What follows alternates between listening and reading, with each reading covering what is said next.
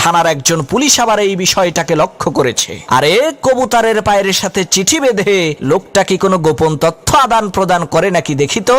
সেই পুলিশ গুলি করে সেই কবুতরটাকে আকাশ থেকে নামিয়ে কবুতরের পা থেকে চিঠিটা হাতে নিয়ে খুলে দেখে চিঠিতে লেখা আছে, আল্লাহ, আমি খুবই গরিব, অসহায়, ঋণে জর্জরিত একজন মানুষ।